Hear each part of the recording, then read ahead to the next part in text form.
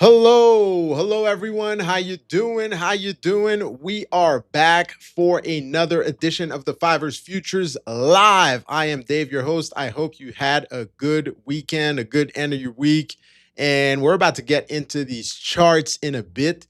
And actually, you know what? We're going to talk about the consistency rule today. We're going to talk about single stock futures that are coming, and I will be joined by my co-host in a few.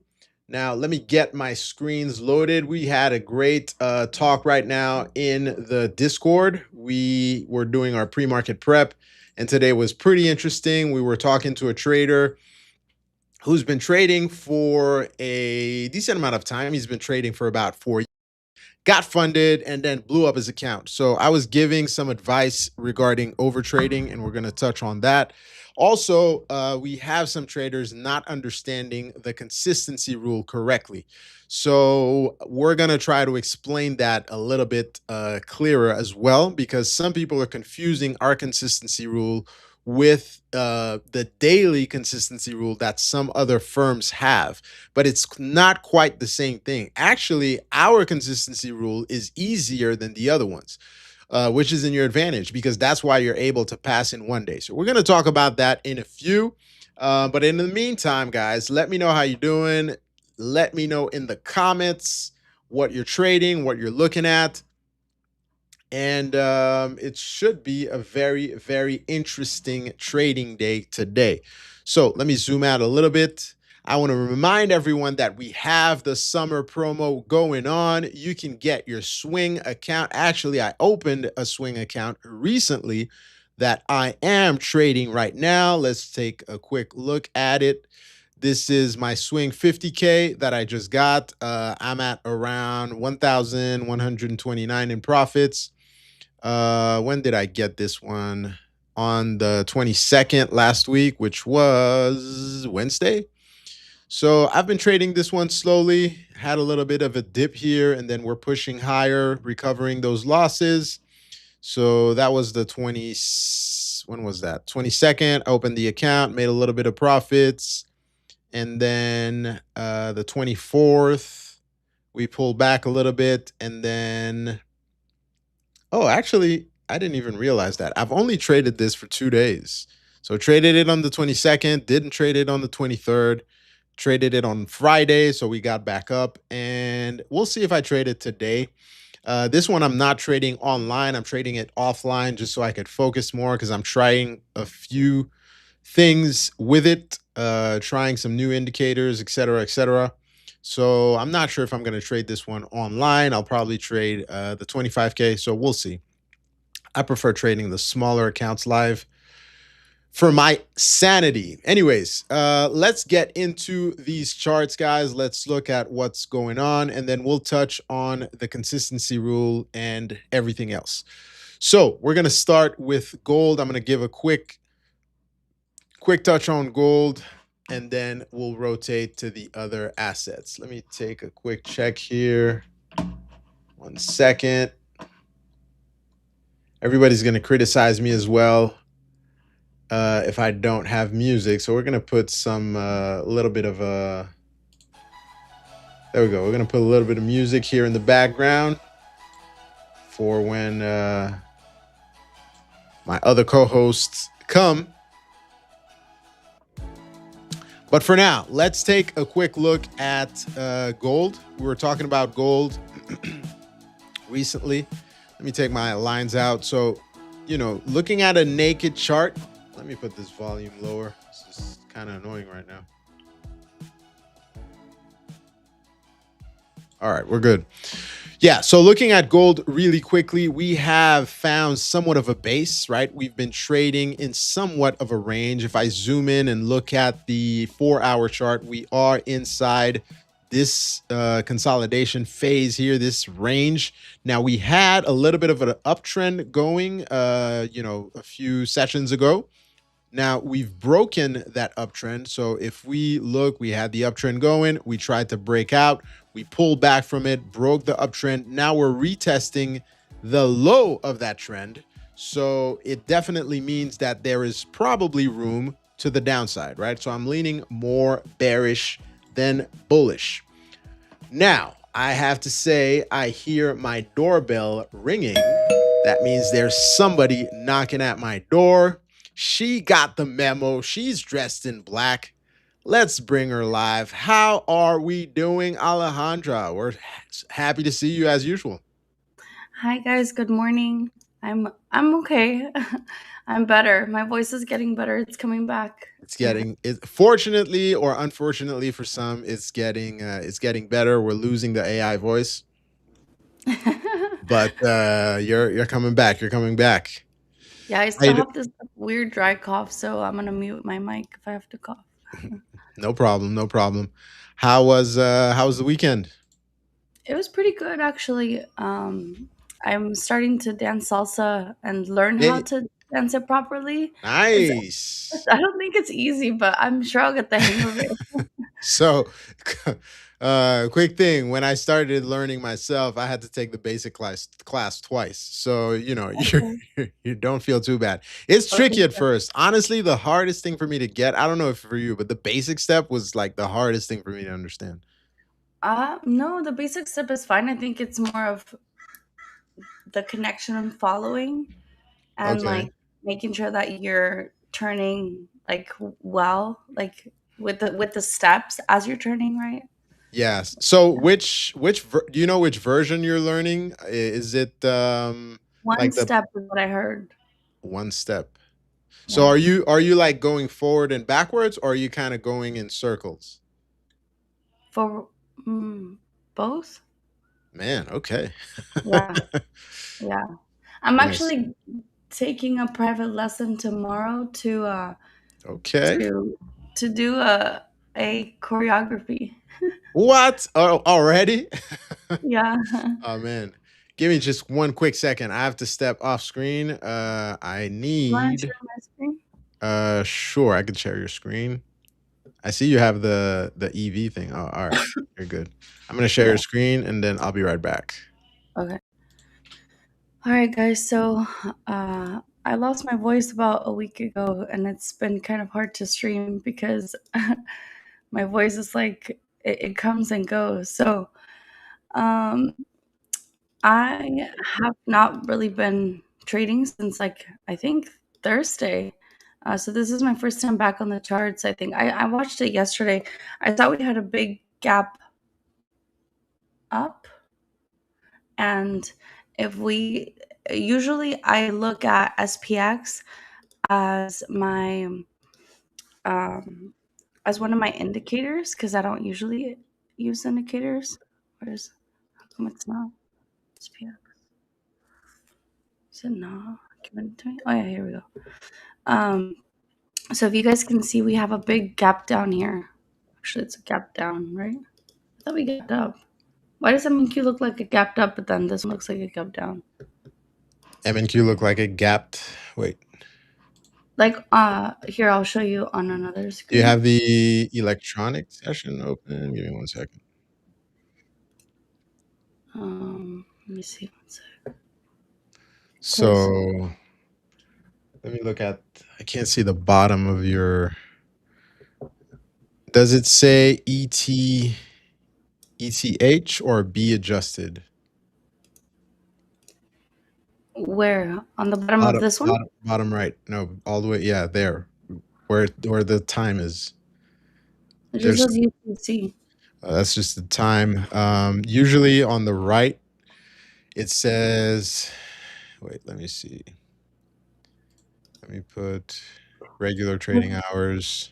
Does black arrow show the gaps? No, it shouldn't show the gaps. If you put the continuous contract, it's not going to show the gaps. Okay, let me So see. let me show you something. I'm going to show you something on my screen, and then everybody could probably learn as well. So, right now, you see these settings, ETH and B adjusted. You probably have to fix in your settings. So if I take ETH out, electronic trading hours, it's not going to show me. And then I put regular trading hours, it's not going to show me the overnight sessions. And then I'm going to have the gaps. So I have like this huge gap here. I have a gap here. I have a gap here. And then B adjusted means it adjusts for contract changes. It gives you the continuous contract. So that's going to make a difference in pricing also. I prefer to have both selected just so I get a continuation. But there is a gap right here. I don't see those settings on mine, but I think mine is missing settings. Remember? I Um, don't see it. wait, you're on Black Arrow, but I was showing it on TradingView. Oh, trading view. Oh, Yeah. let me see. So I can't remember where it is. If you go settings, is it Hmm. trading status? I can't remember where these are. But anyways, Well, let you me could just just show them. analyze what you see. Yeah, let me just show them the difference of what I see. So first, on SPX on the 15-minute time frame, I see a gap down here, right? But then, if we go to like a different broker here, I have these are my indicators. So I'm giving you my sauce, my secret sauce. Souse. What? You're using indicators now? No, just like SPX. Okay, so it is a gap down, right? This is what I see. Gap down. It's weird because on the futures side, I'm getting a gap up. Let See, me that's look. what I'm Yeah, saying. let me look at so, SPY. so watch. Let me Yeah, show you SPY we have a MNQ gap now. down. Okay, so MNQ. Yeah, we have a gap up. So Okay, if you go on SPY and you switch to electronic trading hours, you'll see it's a gap up. If you have regular trading hours, it's a gap down from last week. got it. Got it. Okay. So what I see now is MNQ gapped up.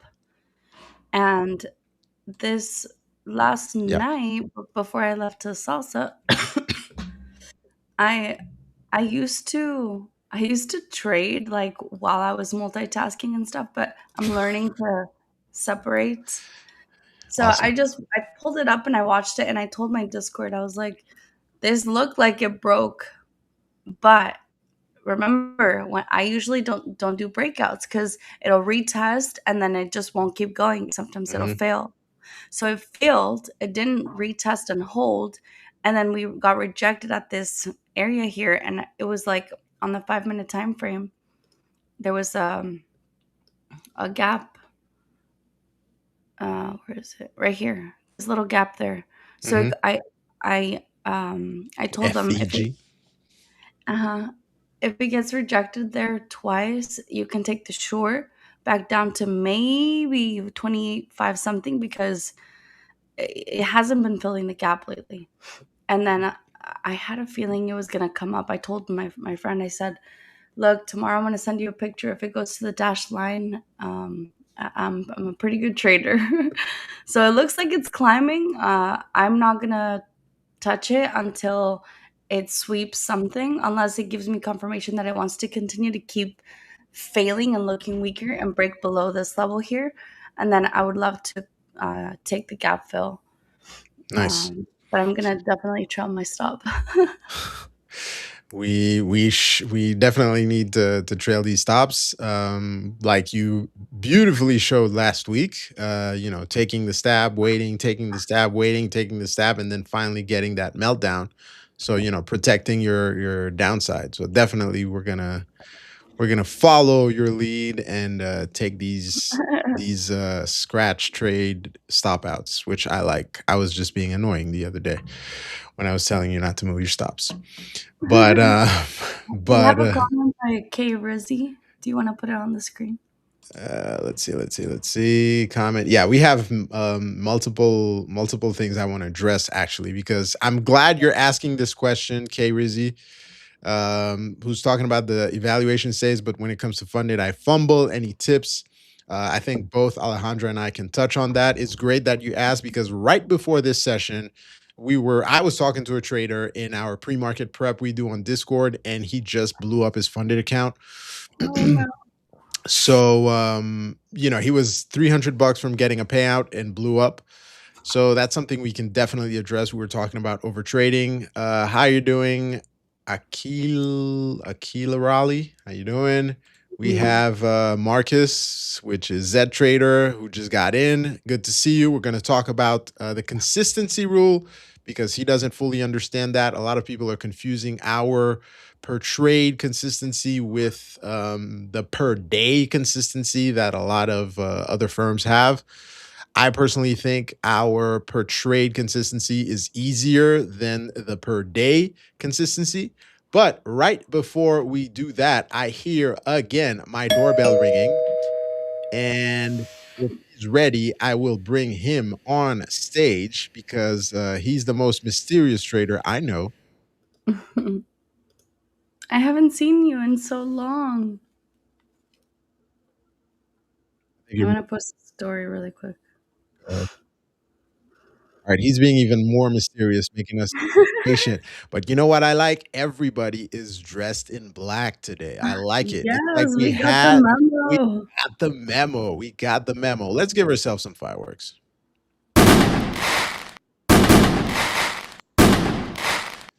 All right, we got Cowish in the house. How you doing? How you doing? How you doing? Good to see you. All right, when Mr. Mystery Morning. Man is ready, I'll bring him up.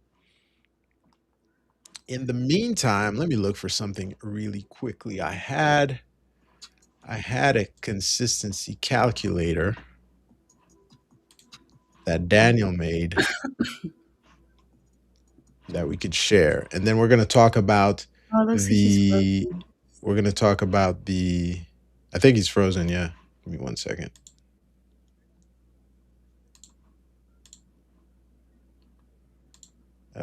He's there. Just getting your message right now. All right, let me see if I could find this consistency calculator and then we could get into the discussion. Well, I was trying to bring Victor in, but it looks like Victor is frozen. Let me tell him. Let me tell him. Cowish, good morning. Somebody called you. Looks like you're frozen, Victor.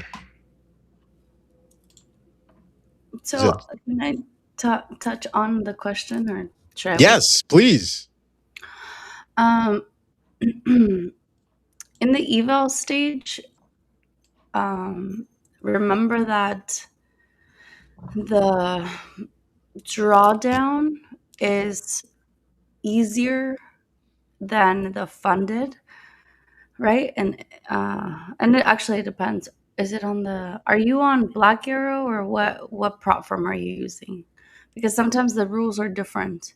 Yeah, but in our On case, the rules remain the same. So the same. Okay, let's so that's just what I thought let's just touch on on the that on fivers. Black. Okay, on Black Arrow. So when you're doing the eval for some reason, our brain doesn't have that many emotions because it's an eval. But when you have a funded, the psychologically, the fear comes in of, oh no, I'm funded. If I blow this account, I have to start over. Yep. So your psychology needs to be shifted in a way or two to allow yourself to trade exactly the same that you were trading on the eval.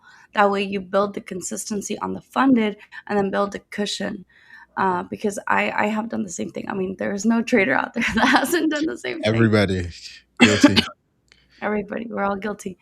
So just know, like, there's no race, right? Like, you have to look at the market and prop firms as a way to use leverage without using your own capital. And I've been able to pull more than 20K out of these prop firms, but it took me a long time. Like, it took me almost a year and a half to actually get it down. And I was passing them right away, like, especially Apex. I'd pass them like the same day. But then as soon as I passed it, it's like I would do the same type of trading, but I would over leverage and then I would just blow the account. So there's no race. And also have a journal and journal everything, like journal your emotions. Okay. So what did I do different today than the last week when I was doing the eval? And you'll start to see that trading is more of a spiritual connection with the market and self development. So you want to look at who you're becoming and how you are trading rather than taking those trades to get a payout. So the payout will come with your trades. And I that's like all it. I I like it. I like it. I like it. I like it. Let's give Alejandra some fireworks. Oh, he's in. He's in. You're in. Good morning, Thank Victor. you. Thank you for that wonderful intro, fireworks and all. Um, how are you guys doing? How is everyone watching? Alejandra, how deep of you? I like it. I mean, just the way you were, the tempo of your voice already set the tone literally for what you were going to say, and it is so true. It is, there's way more layers than just getting to the payout. There's a lot of Mm, things going on your mind, and it's not just a transaction with little emotion or no emotion at all. It's actually, for a lot of people, it is the thing that breaks them, or of, keeps them from getting profits out of these accounts. And it's a right. universal thing because we all have emotions, and we all have greed. And to some, we don't call it greed. Everyone, I mean, not everyone has greed, but I mean, we all have that desire to extract the money. We all want to have the reward, and so, without without exception, we all have to deal with it and grow, learning, navigate our emotion as we, as we grow as a trader, as we are getting nearer to those payouts, or as we're failing, as we're struggling, and it gets under your skin for sure. Indeed. 100%. Indeed. We were just touching. By the way, good to see you, Victor. Good to see you. It Yeah, we is Um, miss such a you. pleasure to see it's been you a too as while. I well. like the fact that you got the memo. Everybody's dressed in black everywhere. So I Yes, like it. Is it going to be Black yes. Monday again?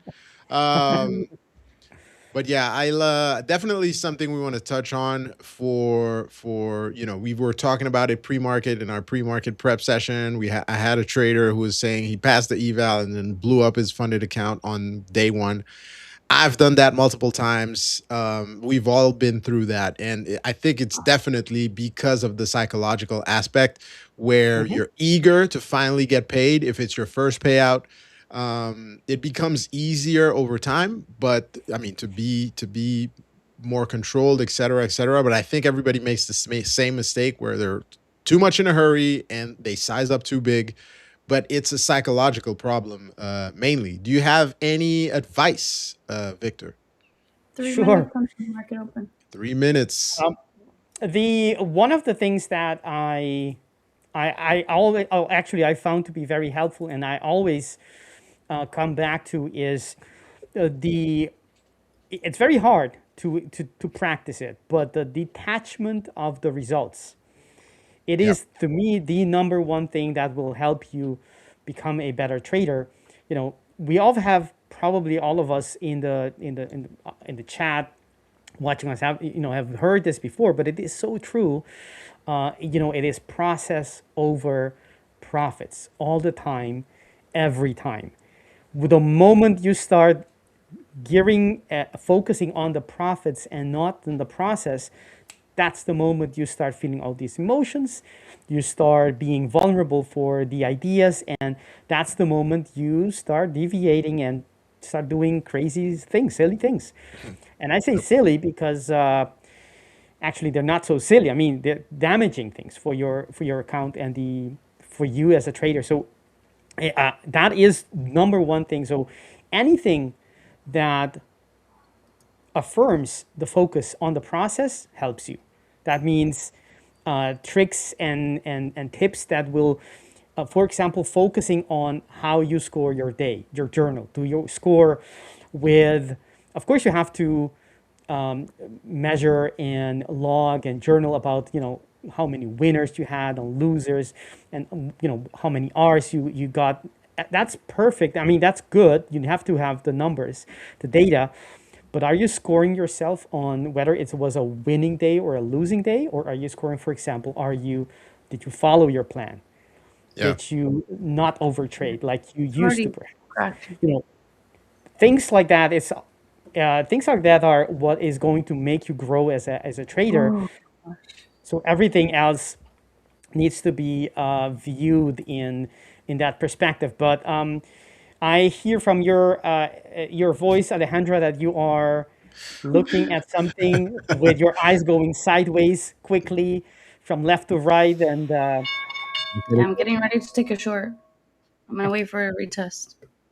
Yeah, Alejandra's ready to short.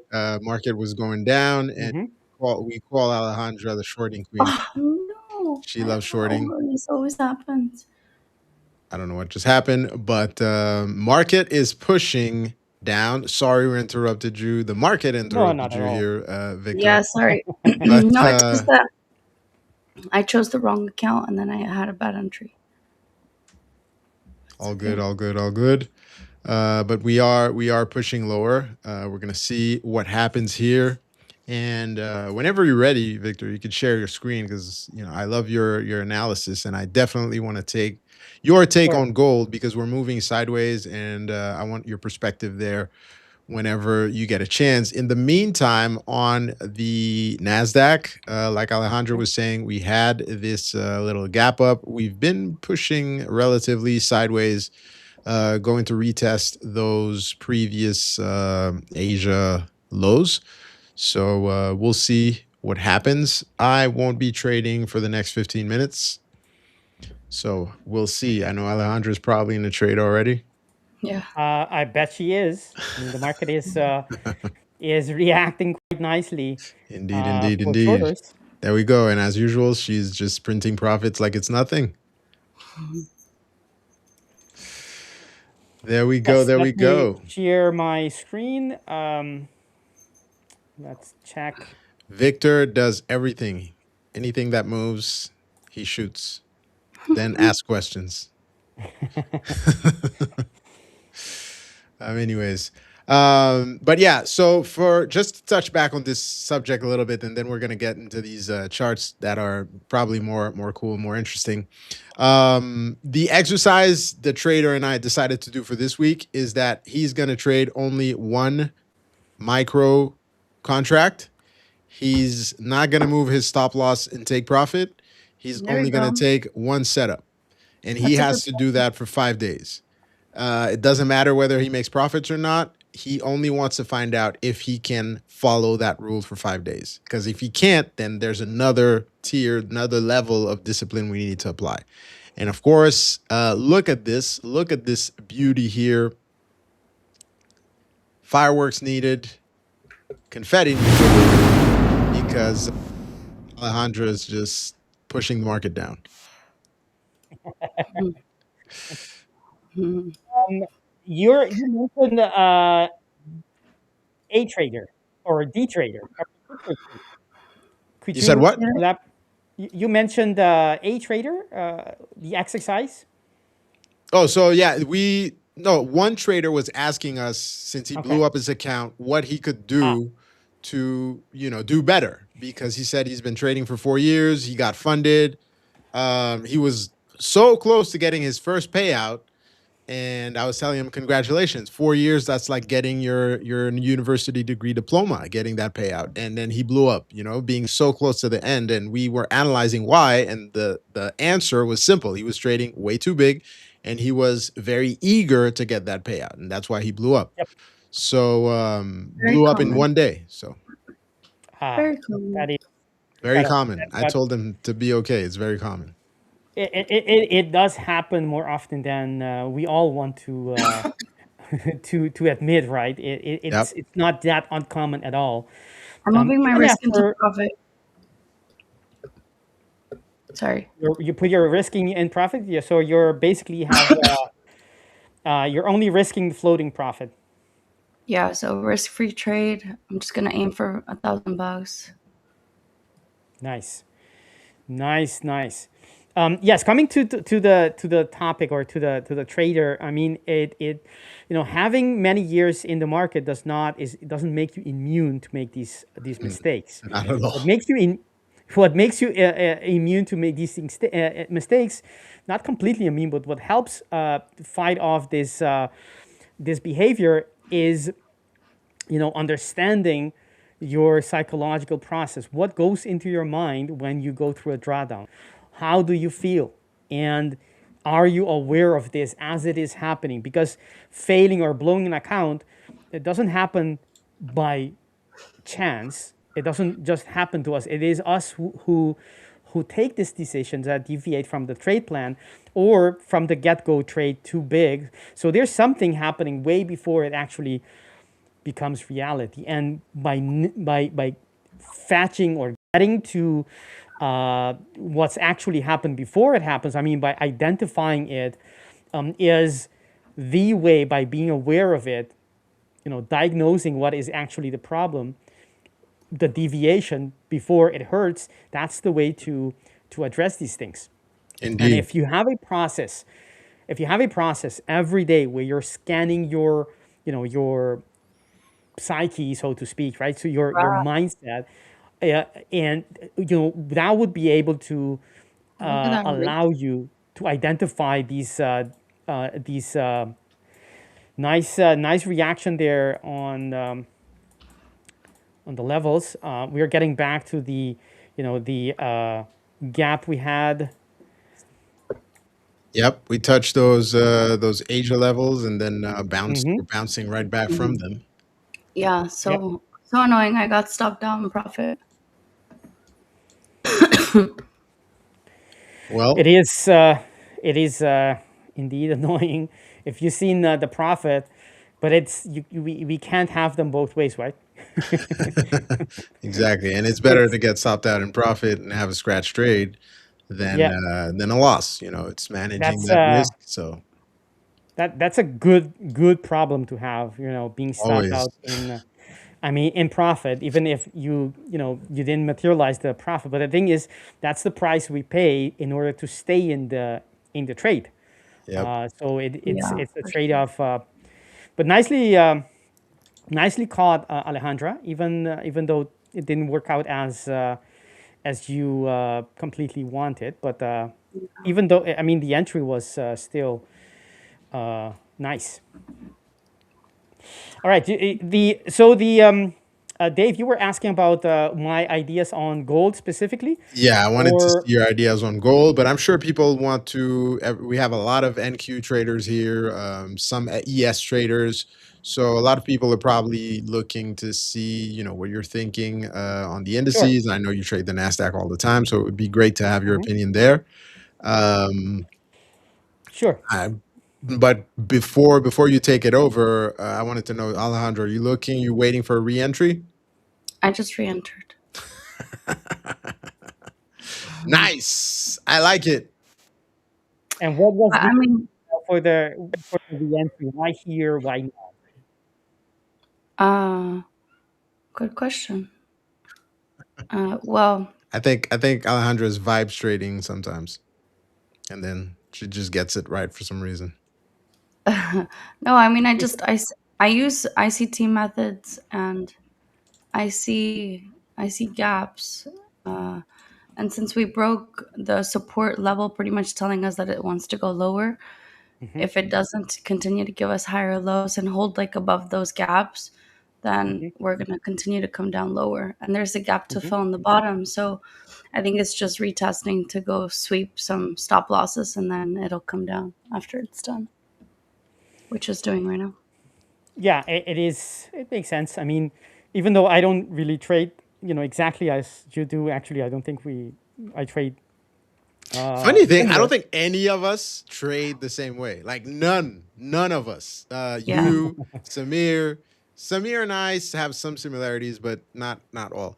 Alejandra, Caesar, like none of us trade the same, but a lot of times we come to the same conclusion. So it's interesting. Steve, Yeah, yeah, yeah. Jane, none of us trade the same. I It's I crazy. love that about trading.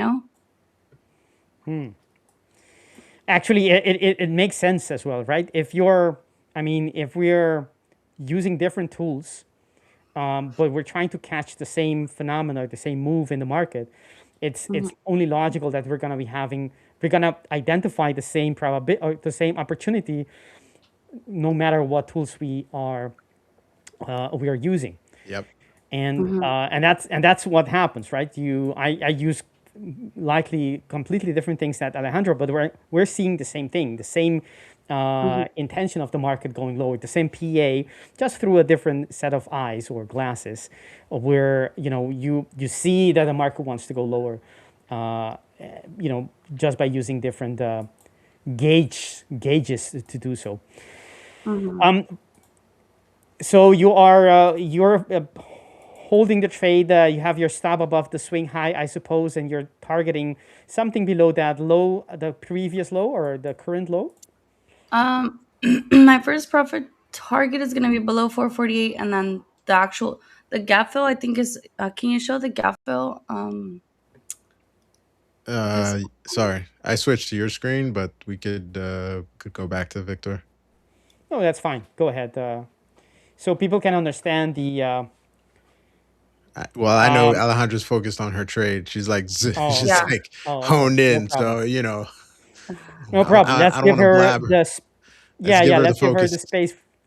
I'm all for that because, first of all, we are traders, and then we're streamers, and Yes, so I like that order. I'm that's always how I've been and always what I will be. So I will have these moments as well as Alejandra, where I'll need to crack the neck joints as I'm in the trade, so that I can focus on the trade at hand, and that if that means that I'll be quiet and not be able to say something meaningful, then so be it. Indeed. Yeah, I'm pretty much just aiming for the gap fill. Like that's all I'm doing. Okay. Yeah. But actually, you know what? Maybe we should touch on gold. This way, we won't influence Alejandra's trades. Okay. Oh, you Yeah, I won't. think. She's like, you won't. I'm not afraid of you. All right, so let's break this down. Gold, I'll do it all the way from the monthly.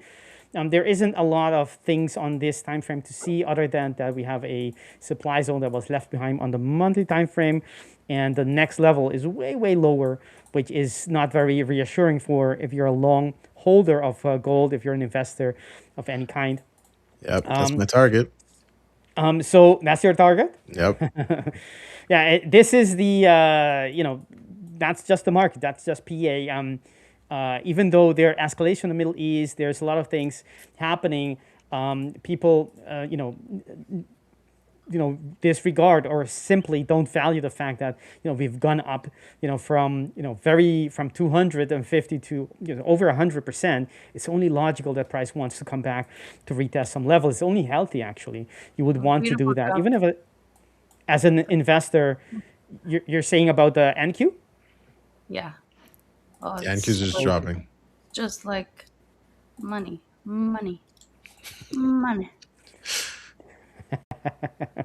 Andrea gets excited. Here we go. There she is again in the trade, trying again.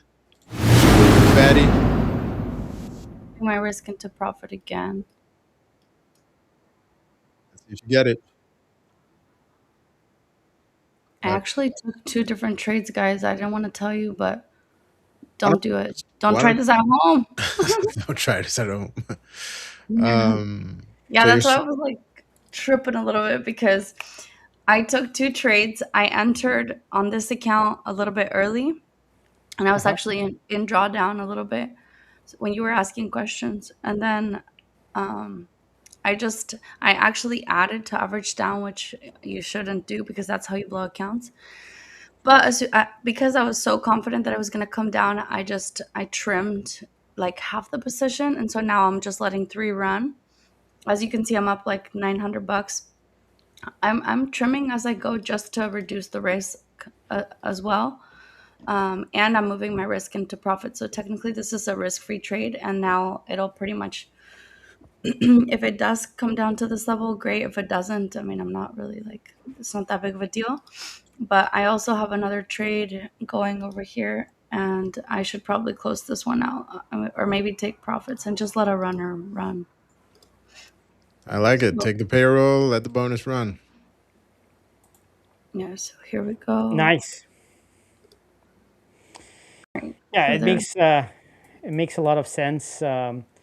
We haven't done the analysis on, or I haven't done the analysis on NQ, but that's the level, that's the demand zone that I would logically. It's only in the H1, but that's the only thing we have. We don't have anything on the H2 I or mean, the this is H4. like a really, really nice trade, like really easy trade for that gap fill. You know, when there's a Mhm. gap like that and it doesn't want to go higher, like it's such an easy short. It is. It is. So I'll go back to gold, Yeah. so we can continue the, if that's okay. Yeah. So on the monthly time frame, there isn't anything else stopping price. Doesn't mean price will continue to go lower, but on the greater scheme of things, that is the reasonable expectation to have.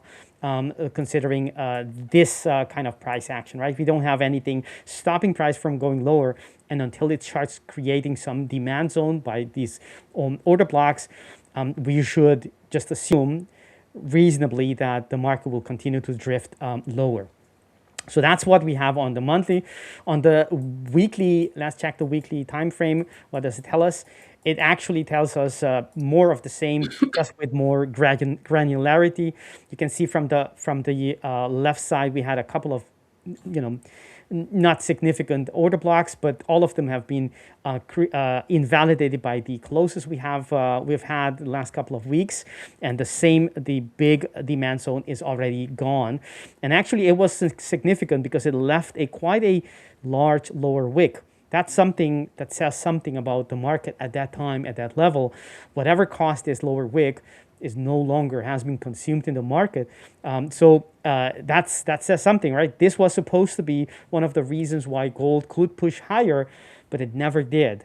And so it never got to that point to show us, that buying pressure coming in. So that means that, it only rhymes or give you more confidence on the with the monthly, that being that the structure is gone.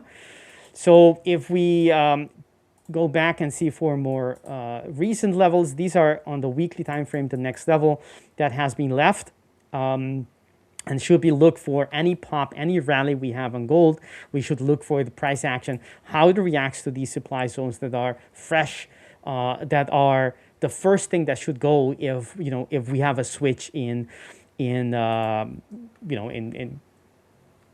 delivery of price action. So that's on the weekly. Nothing in here tells us anything that changes or that indicates that there is a possibility of a reversal yet. As you can see to the left, there's nothing left. Perhaps this high, that could be something to have on your chart. Because at some point, if and when we do get there, we'll likely see some kind of reaction. But in the end, the demand zone is all the way from the initiator on the higher time frame, the level that initiated that big run. So that's on the weekly. And if you go, you have more of the same bullish levels that are, that at some point in the past has created these huge moves, very significant, very promising, because we thought, or one would think, and when price comes back, it will have maybe that reaction.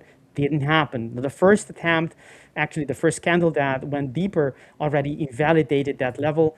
That tells us that the market is weak, which also just is the same story or the same narrative that the weekly and the monthly is telling us. There's some consolidation here, but do we have something? Do we have levels? Let's break them down. Do we have levels that indicate probability of this is already a second retest, even though it did move the market bullishly, and we have some new levels that could be interesting if the market gets there, because you can expect some kind of a pop. It is looking steady, holding its level, but this is a little bit concerning, the lower high that has been created so far. If that continues, eventually what you will see is that the market will break down. That's as simple as it is. So it needs to, we'll have to wait for more data to see if it breaks this and it is able to create higher highs, and then we can look for perhaps a push toward the supply zone above, but that's not the case yet. All right, so we're currently in a bearish order block that is fresh. So I see this, I want to look, or I want to know on the H4 if there's a reversal on the hourlies, if there's a reversal pattern or some supply zone that I can short, because that's what the daily is telling us. Let's go to that level for those who are trading gold. So yeah, that's the area where I was interested in, because I see that, to me, if you zoom out a little bit, you could see that, we're kind of moving sideways. We tried to break higher, we pulled back. We tried to break higher a second time, we pulled back again. We had that little gap close for today. So that my question is, what are you thinking now, Yeah. since we're in this area? Well, actually, the higher time frames are quite clear. There's no Yeah, sign that we are going to go higher. At least it's not. There's no sign. It can yeah, still go higher, but there's no sign. we However, agree. the lower time frame, the H4, has a very very beautiful quasi that I didn't trade. That the market did react to it beautifully. First on that reaction, and then eventually this move. So the H4 does allow us to start perhaps building a case or preparing for the market continuing higher. However, this order block on the daily time frame, which is obviously higher than the H4, is not supposed to be created if supposedly the H4 is indicating that we're going to be going higher. So that doesn't rhyme anymore. It means two things. Either we're going to break this level today or in the near future, or this indicates the end of the whatever reversal attempt was going on. Okay, Which of the two is? We'll have to we'll find wait for out. price action. Yeah, we'll have to wait for price action to actually tell us. But it tells you there's a tension there in what the higher time frame is telling us, and the higher time frame already with the daily, the creation of that supply zone is telling us they're getting back into, exerting their influence on the market, likely perhaps, and that also tells us that this quasi here, this reversal pattern, might be losing its grip on the market. So how do we navigate this? Well, what I would do is I would, as long as the reversal pattern, this being the head, the left shoulder, and the neckline, while this reversal pattern is still valid, hasn't been closed on the H4 below this level, I would still buy from the level, because that's what as long as the pattern is still present and visible, you can expect some kind of a push and maybe the actual move that you were waiting initially. However, from the current level, since this is a higher time frame, it's a daily, you have a tension there, right? Because the quasi is a quasi as a pattern is much more elaborate. As we can see, it takes a lot of time to create these patterns, and so you cannot compare a quasi on H4 and a fresh order block on the daily. Hmm. Normally, the daily is higher hierarchy, right? So it is to be considered more authoritative, right? Yeah, Has more weight. However, a quasi is you're not comparing apples to apples. So that makes it a little bit more difficult. It's not as easy just saying because of the daily, the yeah. quasi is to be discarded. Because, sorry to interrupt you there, like Oh, you've mentioned in the past, changes come from within. Changes come from the lower time frame yes. outwards. Now, of Hmm. course, overall, we're looking at the trend. If we're doing, top down like you just did, everything is pointing to the downside. But Yes. looking at the lower time frames, we're kind of, in between. Well, that's a lot of the time that's the case on every asset, right? So there's the disconnect, and we wait as traders to see when there's alignment, and then we can more easily take that trade because you have a multiple time frames telling you the same thing. So what I would do is, regardless of what is going to happen in the future, the fact that we have a daily area here already gives us enough reasons to look for shorts from this level. Got it. And that doesn't cancel out. It does not cancel out that reversal pattern, because the reversal pattern is much lower. The area that you know it, it's normal for it to come back to retest. I mean, even if we had this, even if the reversal pattern, the H4, were to come lower, breaking this low, it still is valid, but from the lower level, not from where we are. Yeah. So so to me, this is still perfectly, a valid price action that I want to be part of. So what I would do is look for the levels that have been left behind.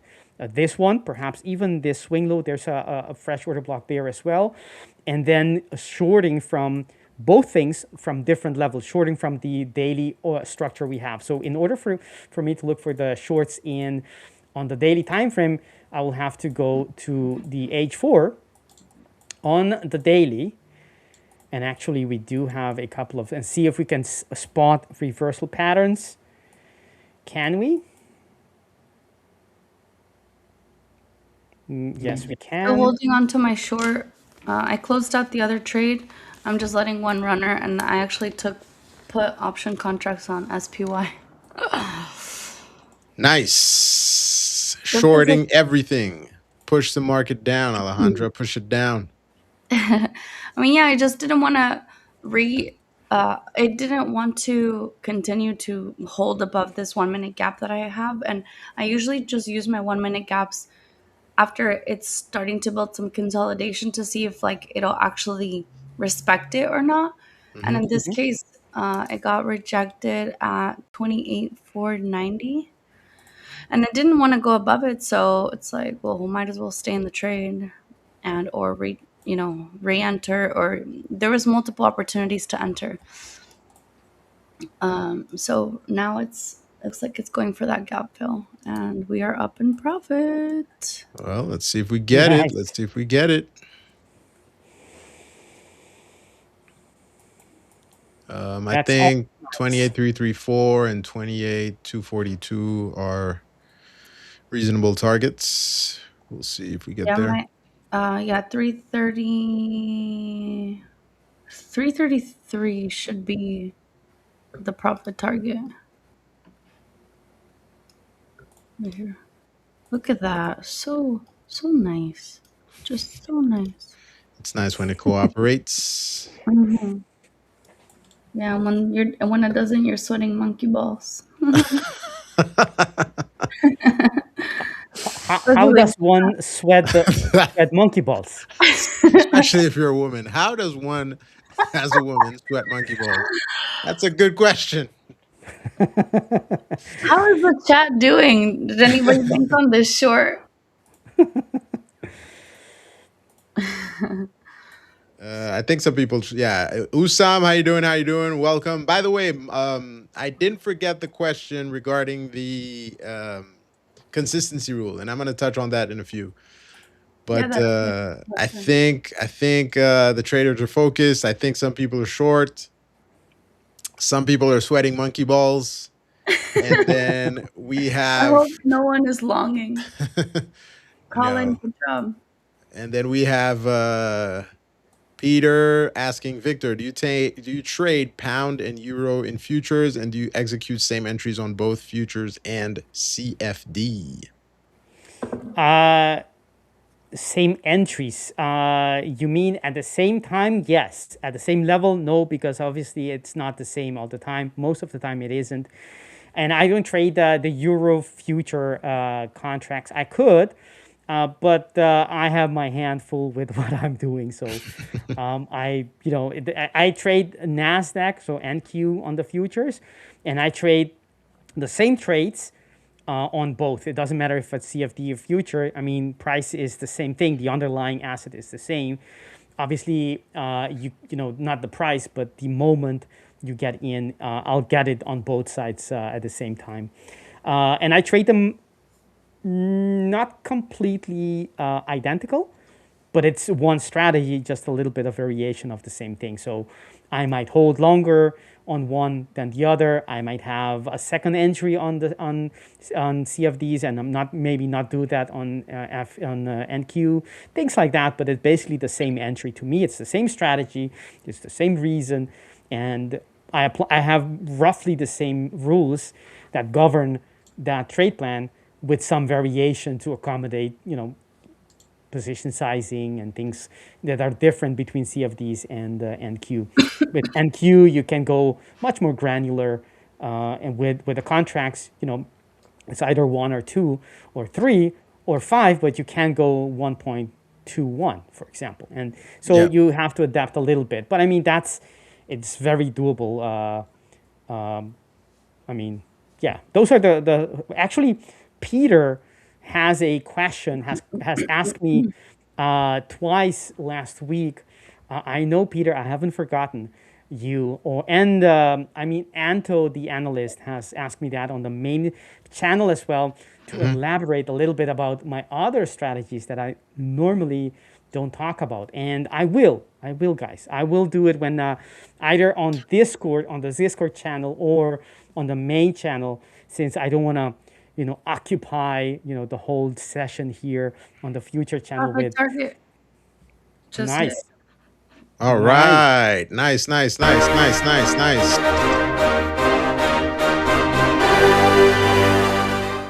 So since we measure things in the average U.S. workers' wage salary, Alejandro just made 5 days worth of regular wage worker salary in 30 minutes.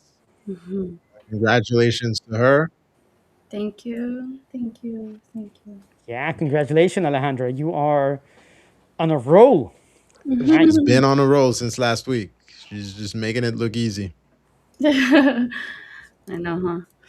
I need to And get on. go ahead.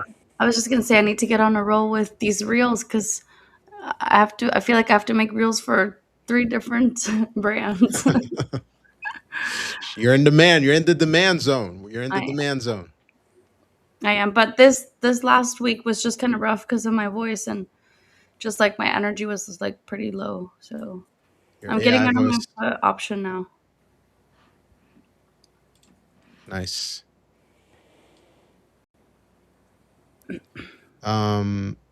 Yes, Victor, you were about to bless us with the rest of your analysis. Wait, do you have Yes. to leave at 10 o'clock today? I'll stay another 30 minutes. Awesome. I'll stay another 25 minutes or so. Yes, so going back to so before I go, Peter, I will, and everyone who's interested in the other strategies, I will,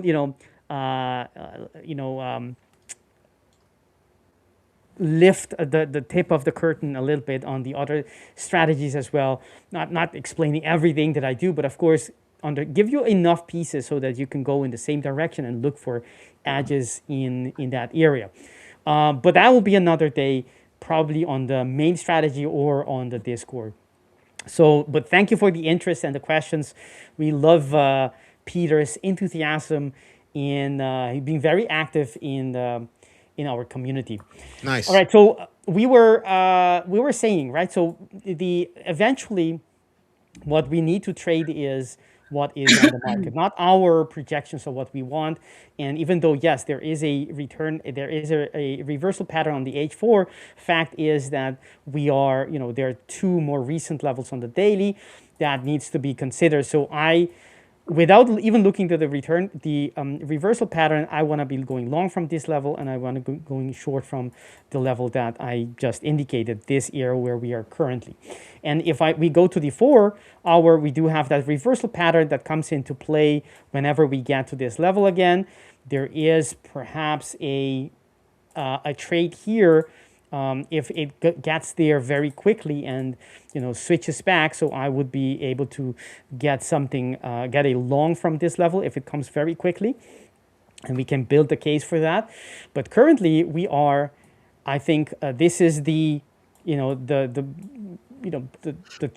opportunity actually at hand, is that the market is in a supply zone on the daily time frame.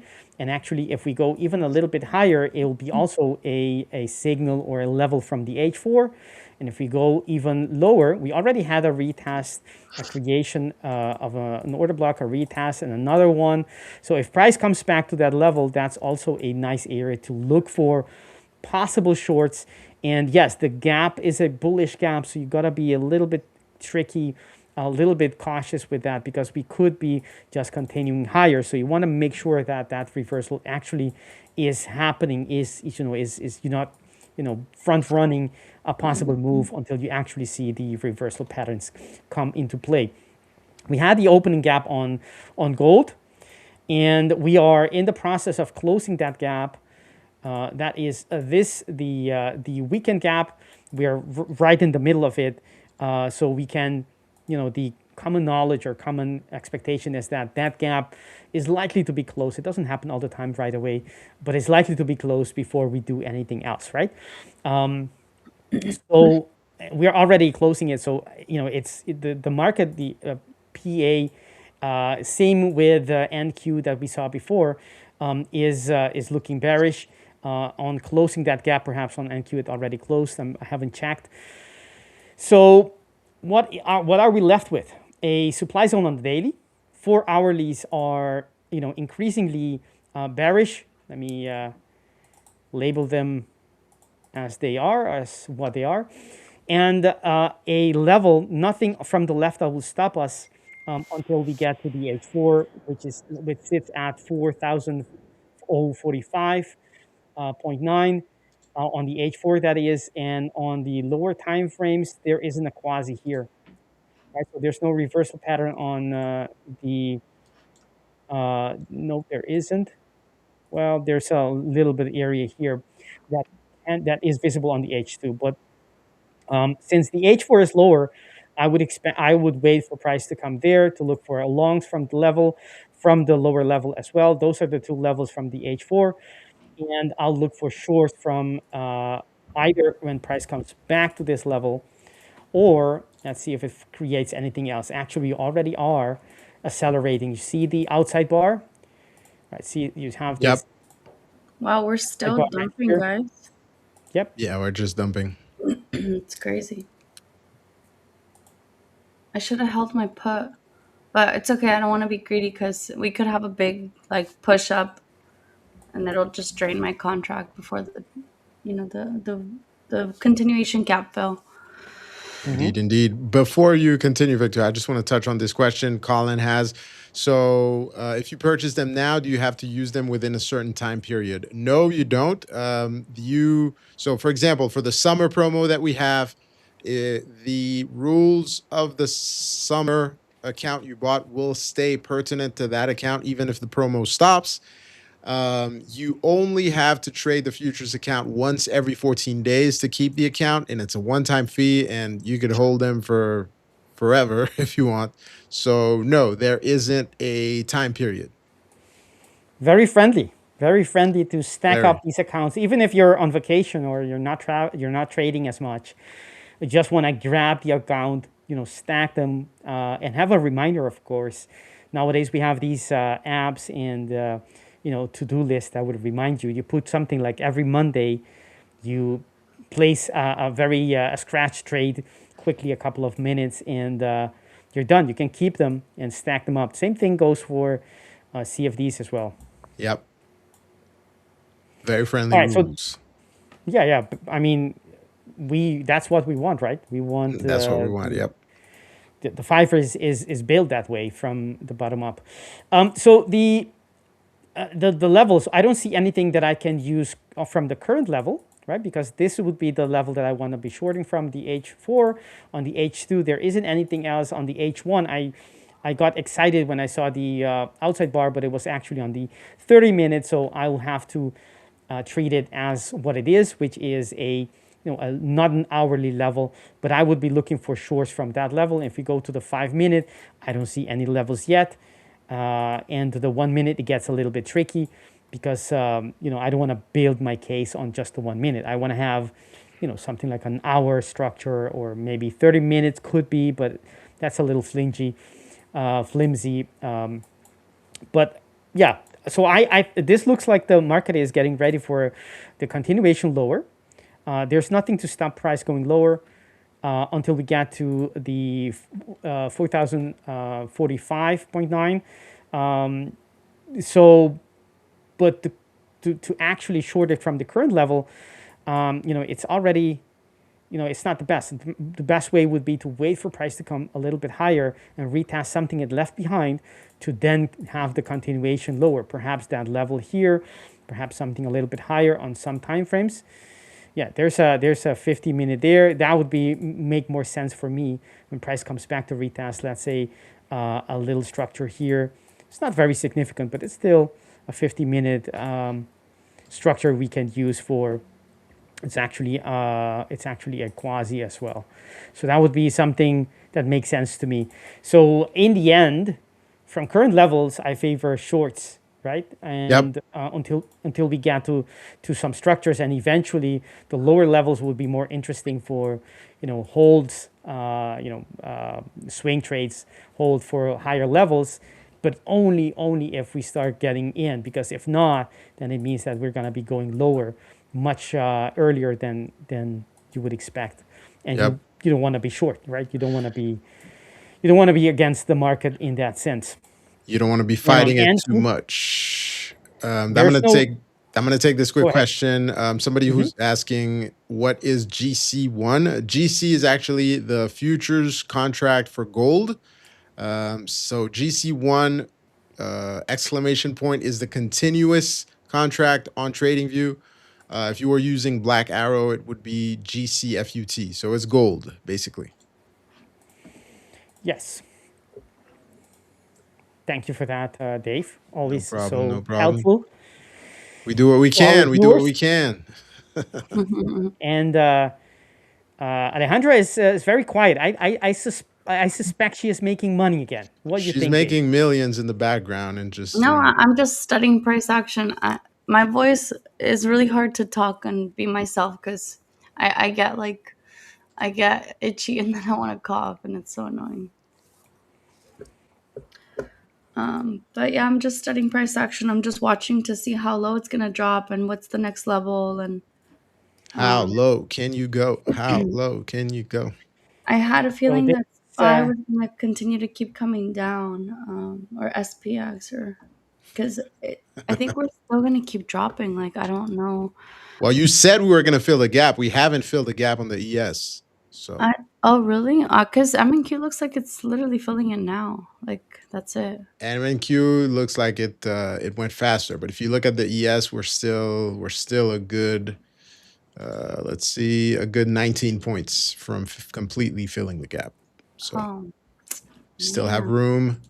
The YM, the Dow, if hasn't filled its gap at all, there's about 450 points left. Oh, oh my The god. Russell hasn't filled its gap either. There's about 20 points left. Damn. So NQ just took the lead and already Yeah. filled it, but everything else is lagging. I'm Dang. short ES, by the way. Yay. Yeah. Sorry, Victor. We keep interrupting you, but No, not the at all. markets are not waiting Not for at us. all. So Not at all. I don't mind. I'm gonna grab a quick sweater. I'm getting cold. 1 second. go ahead. Thoughts on having multiple futures accounts with the 5ers? Well, you can have up to 5 accounts with the 5ers. I like that. It matches 5-5. So I think it's totally it's totally warranted. I think it makes sense. I think it's always a good idea to have multiple accounts. Different people trade them differently. Some people copy trade accounts equally. Some people rotate them. I personally prefer to rotate the accounts. This way I'm not taking hits on all the accounts at the same time. And different strategies are applied to different accounts. So I say have multiple and at least rotate them if you don't trade them differently. What do you say, Victor? It's a matter of taste, basically, because what's actually changes is the exposure, right? Yep. If you rotate them, you only expose to those that are traded together, which is usually just one, right? And it's good for your mindset because you're not completely exposed. Not all the accounts are taking the same hits when you're having drawdowns, and but I mean, you can lower the exposure if you are copying all of them. to the same level. So let's say you have 5 accounts and you rotate, you only trade once each time. You could also just copy all of them and trade 5 times smaller, even though that could True. not be the case for futures because it depends on your position sizing, your distance to your stop. You might not have that option. So in that case, rotating makes a lot more sense because you have more control. You can lower your risk, your exposure, because that's what it's about. It's about the exposure you have at any given time from your strategy, right? Your strategy risk basically on your capital, your trading capital. But on CFDs, for example, I would just, on futures, I would rotate more easily because it gives me more control as to the exposure. But on CFDs, almost always you could rotate. I mean, if it's a mind hack, then by all means use it. But you can reach the same goal by either rotating or by just lowering your exposure or position sizing, the risk you take on each account to the same level. So meaning instead of trading 5 account and trading one at a time with your full risk, you can copy all of them. I'm talking about CFDs. You Yeah. can copy all of them and trade them at 20% the risk. It's basically the same thing on a trader level. You're risking the same, your exposure is the same. And so it's a matter of taste. It actually doesn't matter that much. But for the future, it does give you rotating gives you more benefit because you can lower your exposure, completely lower, much lower than if you were copying all of them because you can't trade less than a contract. Yep. And a contract is already, depending on your strategy, is already good. Yeah, it could be a good amount of size depending on how you trade. So, Yeah. if there are things you just can't scale down. If you Exactly. can't if the NQ is moving, at a wide range, the average true range has widened. You just can't risk less unless maybe you switch the ES. So it might be trickier there. But I think, like you said, different strategies for different tastes. I think rotating accounts helps you a lot more psychologically. If you're maybe, you tend to be on the less disciplined side, or maybe you take more trades. And then if you're more disciplined, maybe you can, like Victor says, lower the risk, but it's still multiplied by multiple accounts. So to each their own, I think. And then different, you don't necessarily have to copy trade all of them. Maybe you trade one strategy on 3 accounts and then one strategy on another 3 accounts. So it all depends on you. Yeah. I mean, it's flexible. It is. It's flexible as a yoga teacher. I like that. I like that. I like that. We're just pushing. We continue to push lower here on the indices, still trying to close the gap on the ES.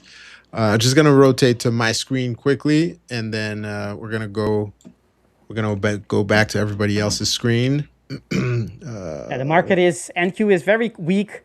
We are in the level where you would expect some kind of a pop, but that pop is not at all showing. So it looks very weak, and if it continues to hold that posture, it's likely to just continue lower and Indeed. break that level. So the gaps we were talking about, for example, on the ES, we still are 21 points away from that. But what I want you guys to look at, because we've seen the NQ push lower, and we thought, okay, we filled the gap, but it's good to look at the other indices, because if you look at the Dow, we're still a ways away from this gap here. Not necessarily saying we're going to fill it, but even from the Asia low, we're about 277 points away from it. If you look at the Russell, we are getting closer to that Asia low. We didn't really tap into it. We're still about 4.5 points from it, but from closing the gap, we're 14 points away. And then the ES, like I said, we're just pushing lower. Now, I know some people like to look at the little opening ranges I have.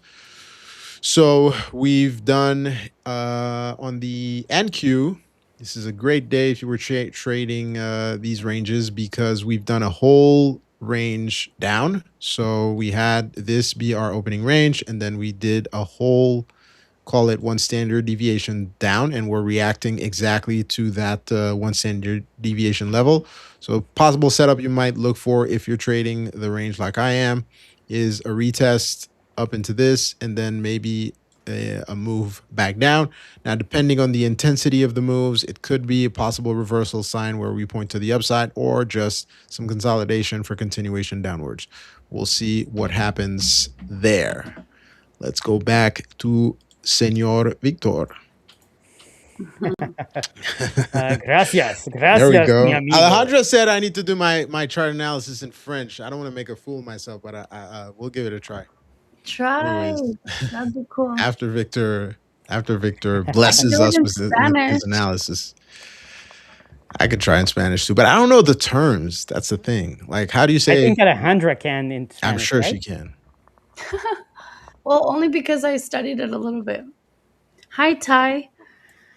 Good morning. Victor, what other languages do you speak?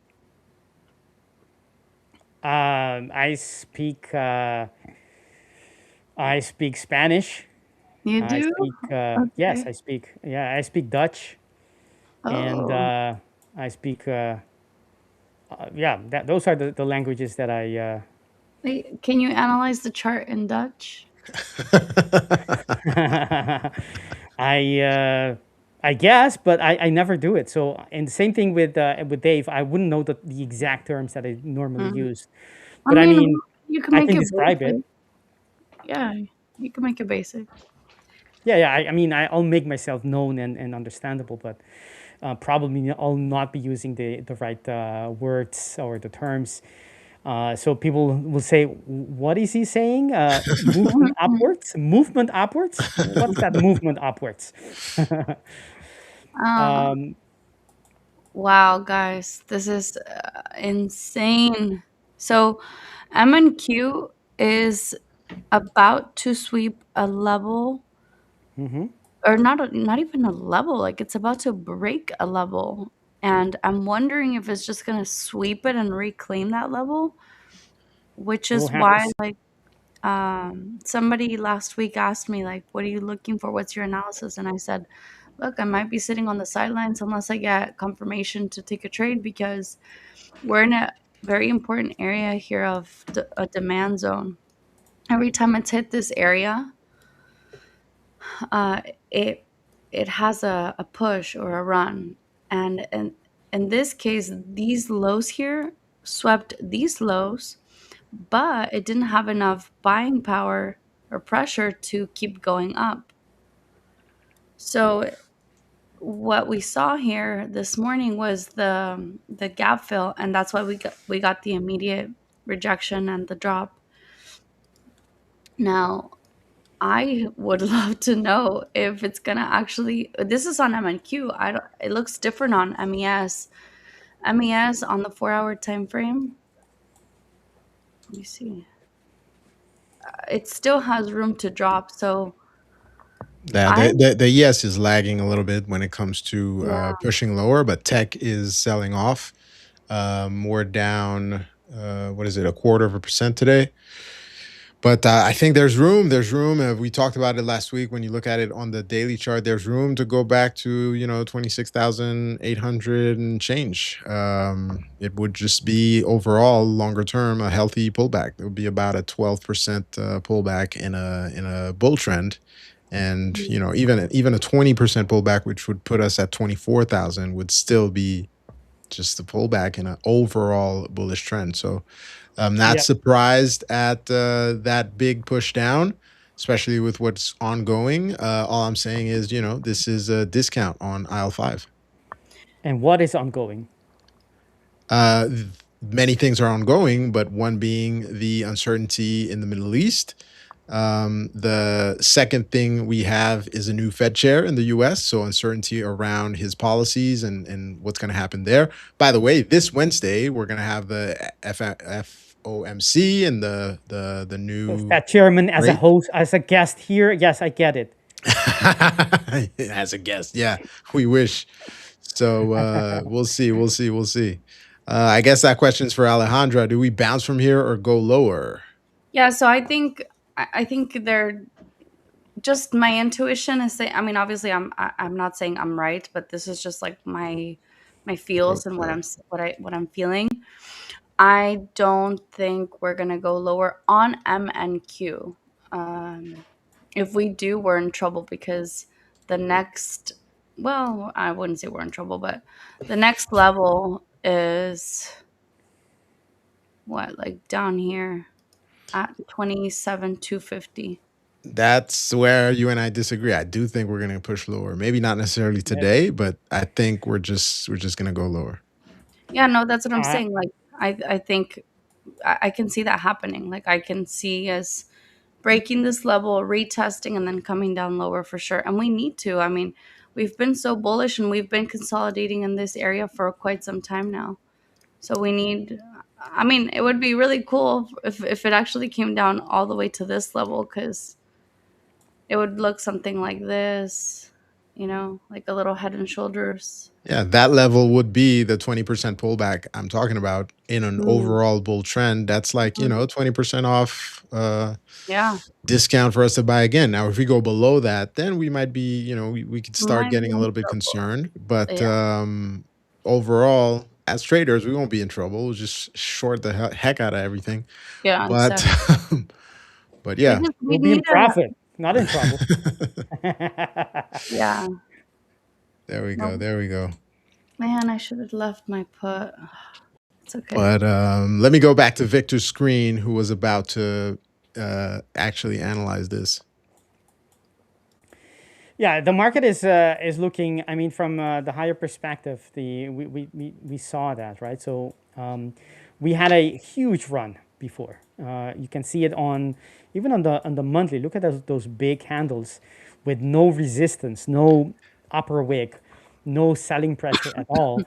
I mean, that cannot go on forever, and it's only healthy. You want to, the more it extends that run, the more difficult it is for you to hold a position as an investor, and the more fear of heights, so to speak, you get, right. So and it's only normal that it gets back, form some consolidation, but at the right at this moment, what we have is we are below the opening or not the opening, the low of the previous candle, and that sets the tone. It tells us, it opens the door, and not just a little door, but the sliding door to go much lower.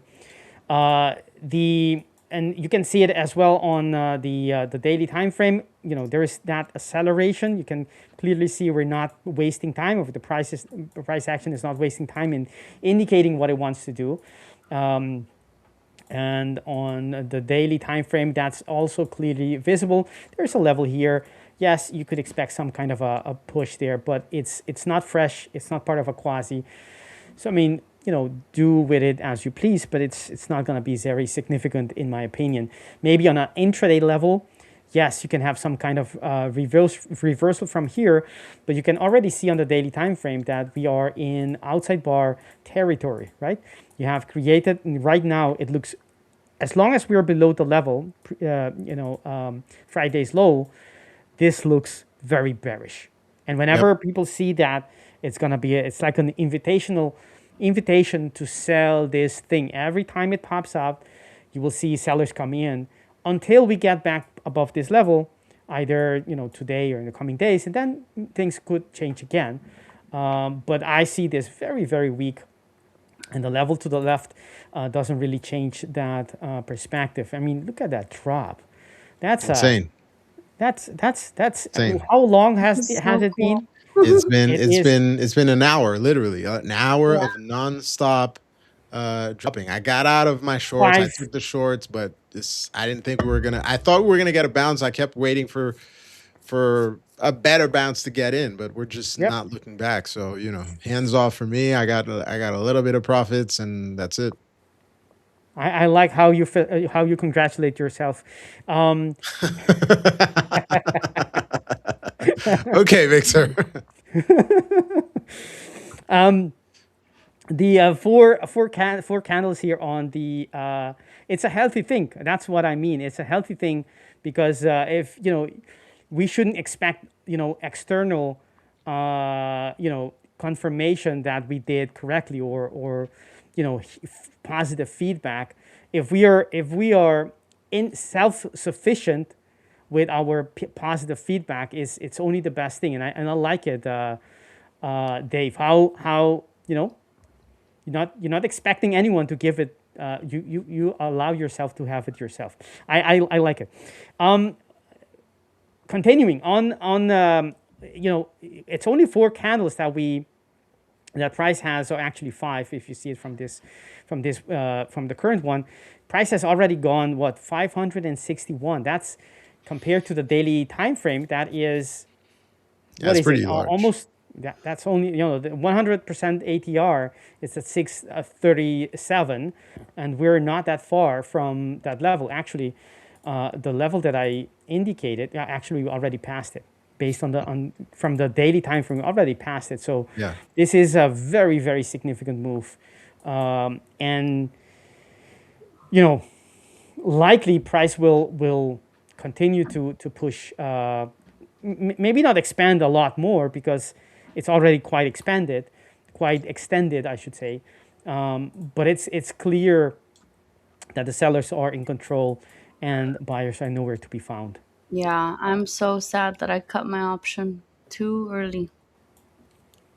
Well, That would have been another 50%, I think. hey, It's I mean, it's difficult to know that this is yeah, going to happen, right? It's very difficult to know when the market is going to run and this quickly. Doesn't happen. doesn't happen often. Very, no, it doesn't happen very often at all. And Yeah, you want to bet on things that happen more often than those that happen once in a blue moon. for Exactly. sure. And you did catch part of it. You caught, a good part of it on options, good part of it on your other accounts. So you're doing great. Hmm. Be kind to yourself, Alejandro. Yeah, yeah. Use that skill that Dave just displayed there. Congratulate yourself. Feel good about it.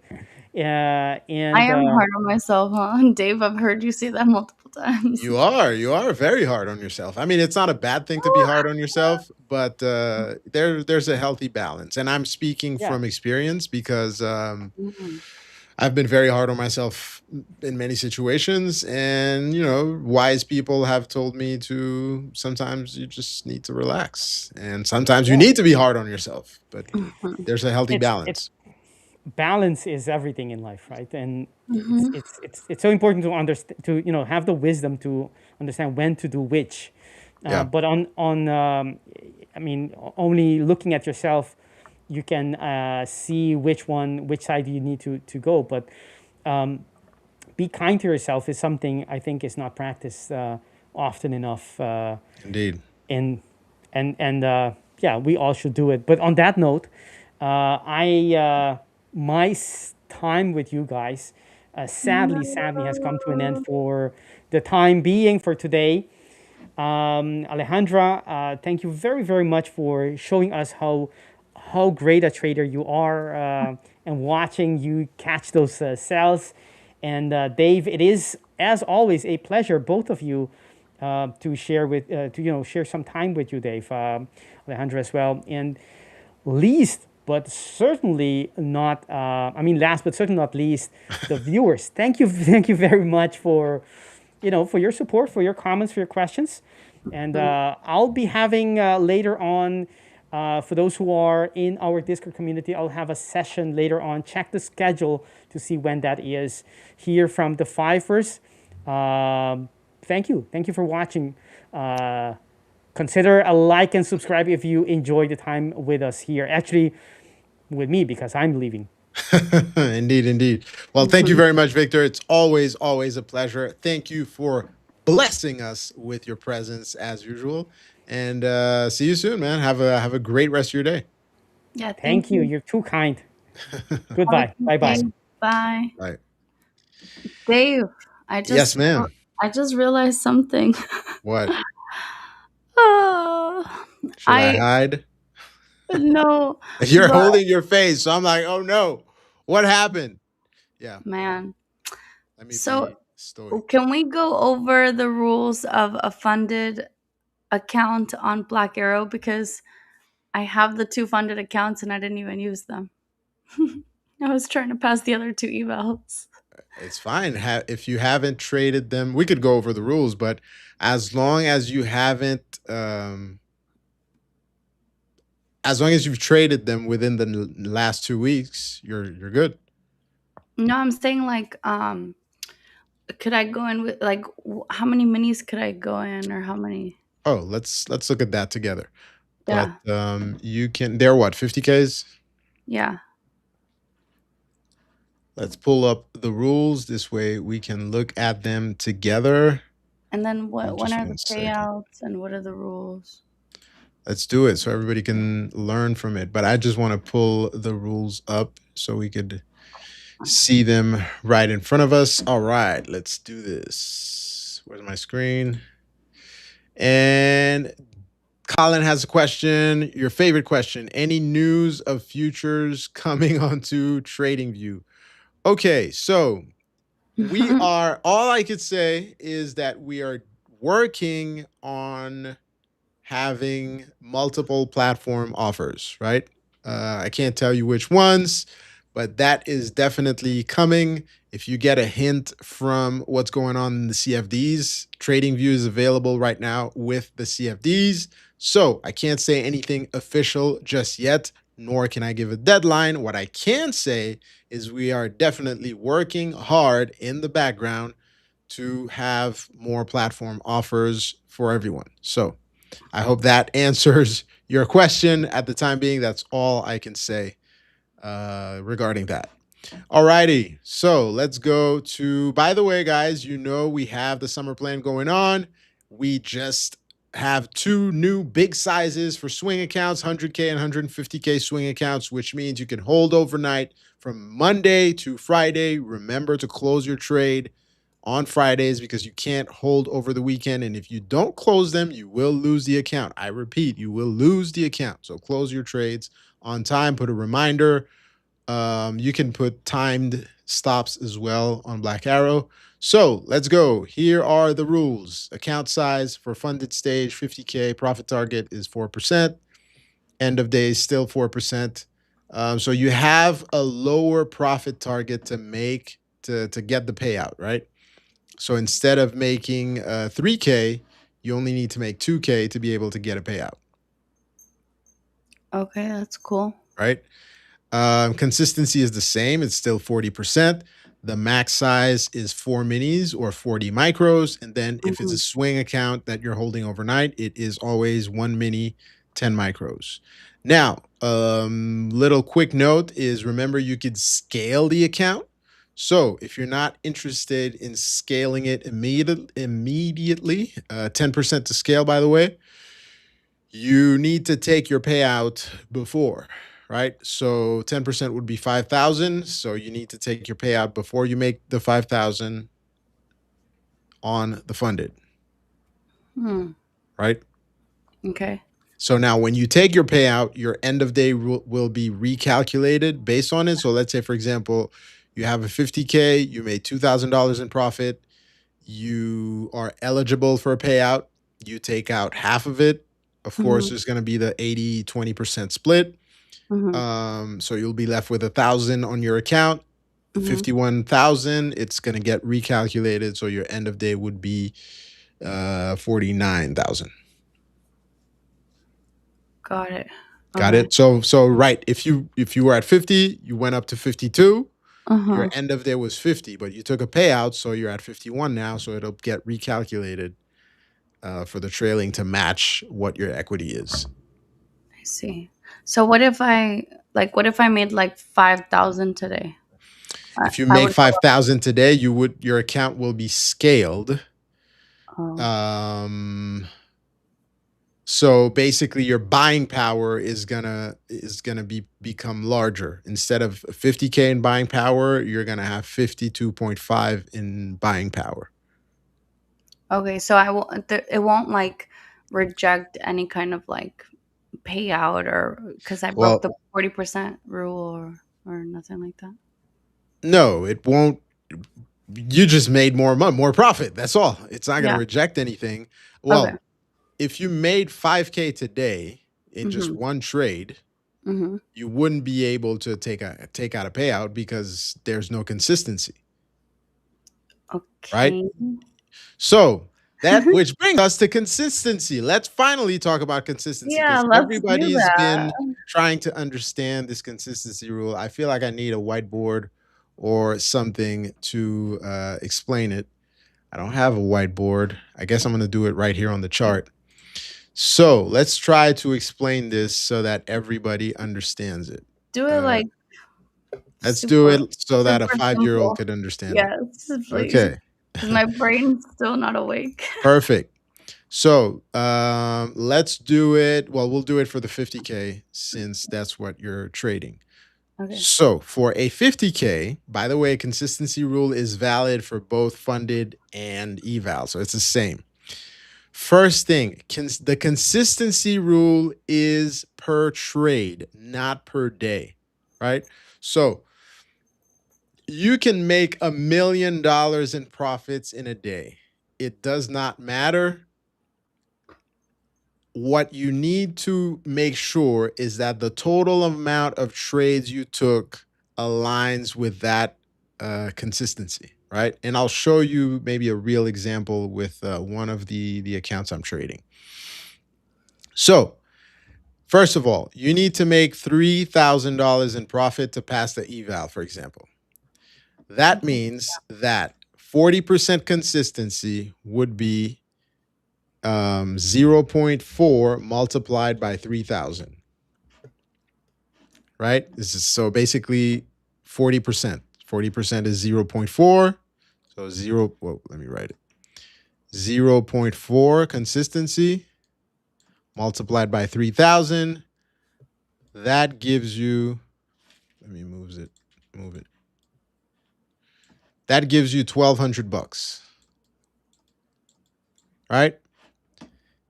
So if you made more than $1,200 in profit, you're going to have to keep trading so that you stay under that rule. An easier way to do it is whatever total amount of profit you make divided by 4, and that tells you the most you're allowed to make. That would be 25%. So it keeps you well within the rules. So say you wanted to make $3,000, you divide 3,000 by 4. That is basically you need to make around 750 or less per trade to stay within the rules. If you took 4 trades, you need to make 750. If you took more trades, just keep the trades under that total. If you made more profit, it just means you need to make more to make the profit. Am I making myself clear, or is it still blurry? No, it's pretty clear. Okay. So now You're like, you do the same, but he divides by 3. Yeah, the only problem with dividing by 3 is that the total, for example, if you calculate the 40%, well, you do 3,000 minus 1,200, that's 1,800 left to make, right? And so that would be, for example, 2 other trades of $900. So 900 plus 900, that would give you the 3,000. So if you make 1 trade of 1,200, 2 trades of 900, you pass it and you stay within the challenge. Let's try and go. I have an account I'm trading right now. No, that's the 25K. Let's go to, give me 1 second. Let's load up this one, a swing eval I just opened. So for example, right now, I've made $1,342 in profit since opening this account. I'm at 51% consistency. Why? Well, let's look at the trades. I don't know what's my biggest trade. Okay, my biggest trade is $695. I've had 41 trades. There's a lot of scratch trades there, by the way. But the reason why I haven't reached the 40% consistency is because I have one trade that is 695, and then I have a bunch of other trades that are smaller. So 196, 372, 300. What else? 187, et cetera, et cetera. So I haven't had a trade that kind of matches that $600 trade in profit. So all I need to do is keep trading and keep my trades under that 600 something dollar, and then I will eventually reach consistency. That's it, honestly. So then, It's pretty can you simple. still are you still able to qualify for a payout if you like are within the consistency, or will you be denied a payout if it's like 50% instead of 40? You will be denied because you need to be within that rule. That's So it's easy. First rule, you need to obviously not break the end of day drawdown, right? So if Yes. you hit the drawdown, you lose the account. That's pretty self-explanatory. Second rule, you need to be within consistency. So 40% or less, right? And the easiest way to do it, take your total in profit divided by 4. As long as your trades are your biggest trade is under that total, you'll be good, right? At the beginning, it's not going to be like that. If you're taking 2 trades, well, you have to take a minimum of 3 trades to be within the rules, right? And the third thing is the percentage. So the totals that you need to make. 4% to reach a payout, so that's 2,050K. And then the scale ups are higher. That's it. It's pretty, once you reach it, it's pretty simple and self-explanatory. It's not a lot of math. It's simple, guys. It's very simple. Total divided by 4. That's your number, whatever your total is. Wait, why 4? Where'd you get 4 again? Because it's simpler to divide by 4 than 3. And it keeps you at 25% consistency instead of 40. It's simple. Let's do it again. No, Let's do but it again. where'd you get 4 from? Because 4 puts you, instead of 40%, it puts you at a lower consistency level. So it always keeps you under that consistency rule. It's easier math, basically. Let's do it again. Let's do it again. Let's do it again. I'm going to All explain. right, let's say I have a funded now, right? Same rule. Okay. So let's say I made 1,000, right? Let's say you made 1,000. Okay. So it's a That's 50K, you've made 1,000. Yeah. You can't get a payout for Yeah. 2 reasons. One, you haven't made the 2,000 in total. Right. And 2, how many trades did you take to make that 1,000? 1. So if you took 1, you're at 100% consistency because you've only took 1 trade. So your total is made by that 1 trade. Now, say you took 4 trades and then each trade was 250, then you would be consistent. You just wouldn't have reached that $2,000 in profit. You follow?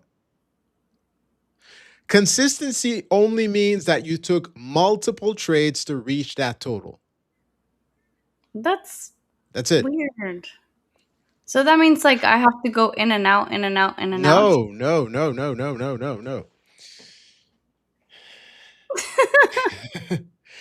Like, I know it's going to click and I know it takes a while to click, but I'm trying to figure out what's the best way to explain it, Well, because I get this question all the time and I can't find the best way to explain it. Okay, Yeah. let's make it even easier. $100. If you wanted to make $100 and be consistent, you would need to make 40 plus 30 plus 30. That's 60 plus 40. That's 40%. That's 30%. That's 30%, right? So that would keep you under the consistency rule. What I'm saying is, if you want to make it easier, you just do 25, 25, 25, 25. Yeah, but that's the thing. That's the thing that confuses me, because it's like, when I'm trading, I'm focused on my strategy and my levels and my profit target and my risk, So, for rather than example, today your target was $1,000. no.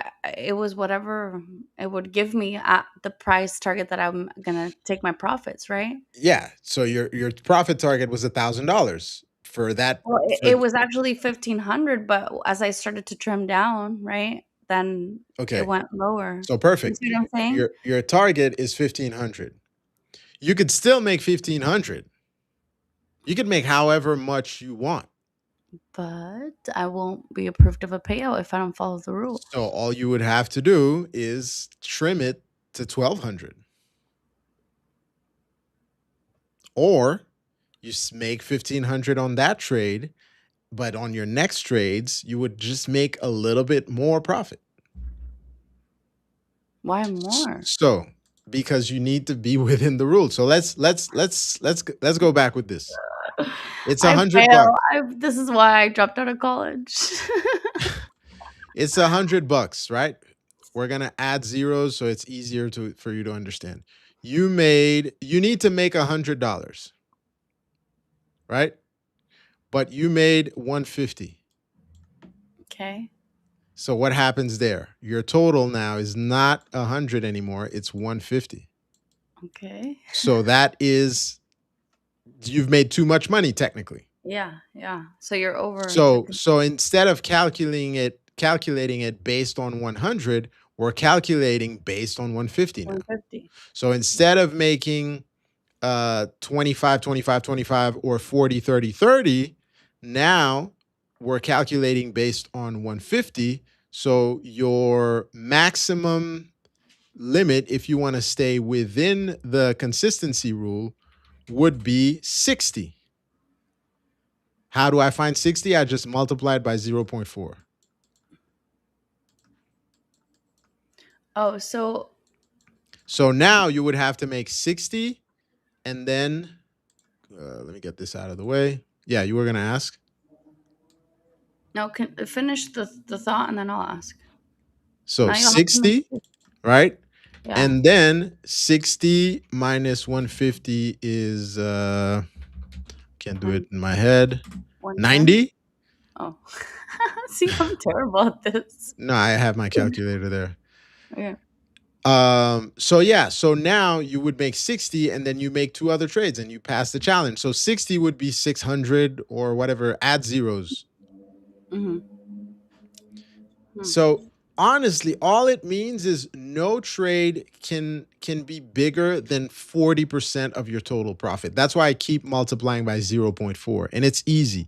You take your total, you multiply it by 0.4, and that tells you what your biggest trade could be. If you made So too much what? profits, like too much, let's say your total is now 4,000 instead of 3,000, multiply 4,000 by 0.4, and that's your biggest trade. So what you're saying is I should just make 10 G's and then work my way down. That's another way to do it, but it might be a harder way to do it, right? What you should do is, what's the required amount? Okay, it's 2%. 2% is $2,000. 2,000 multiplied by 0.4. That is 0.4 by 2,000 Where is did 800. oh. So you need to make 800 or less. So if you're in a trade and you know that number before trading, you're not really looking at the numbers and whatever. You're setting your targets. And then if your target, you end up having a $900 target, well, you could still reach 900 to boost your ego. But if you want to stay within the consistency, Mhm. you just make 400. I mean, 800. Okay. So this is why, like, a lot of